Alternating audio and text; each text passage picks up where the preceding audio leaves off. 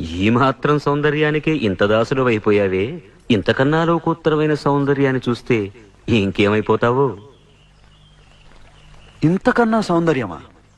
ఉండదు కాక ఉండదు. అరే ఉందనుకో, ఏం చేస్తావు అంటున్నాను. అరే అనుకోవడానికి ఆస్కారమే లేదు అంటున్నా. అరే ఒకవేళ ఉంటే ఏం చేస్తావు అంటున్నాను.